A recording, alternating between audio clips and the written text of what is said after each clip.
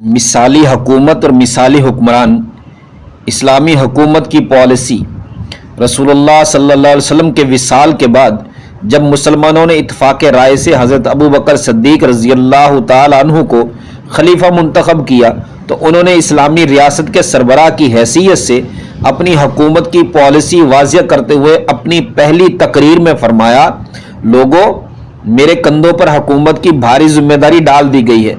حالانکہ میں تمہارے درمیان بہترین آدمی نہ تھا، مجھے تمہارے مشورے اور تعاون کی ضرورت ہے۔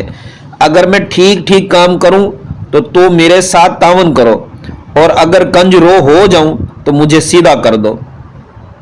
صدق امانت ہے اور کذب خیانت۔ اللہ تعالیٰ نے چاہا تو میں تمہارے کمزور اور طاقتور افراد کے درمیان کسی قسم کا امتیاز روا نہ رکھوں گا۔ تمہارے کمزور کو طاقتور سمجھوں گا اور اسے اس کا حق واپس دلاؤں گا۔ تمہارے طاقتور کو کمزور گردانوں گا اور دوسروں سے چھینا ہوا حق اس سے لے کر حقداروں کو دلاؤں گا۔ جو قوم جہاد فی سبیل اللہ کو چھوڑ دیتی ہے، اللہ تعالیٰ اس کو ذلیل و خوار کر دیتا ہے۔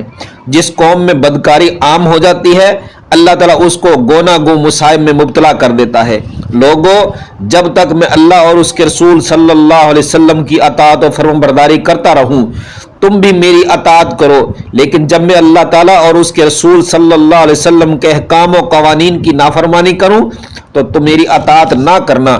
ایک بار مسلمان حکمرانوں کے اوصاف بیان کرتے ہوئے فرمایا، اللہ تعالیٰ کے احکام وہی شخص نافذ کر سکتا ہے جو نہ تو دوسروں کی نکالی کرے اور نہ مداحنت میں سے کام لے اور نہ اہواء و اغراض کے پیچھے چلے۔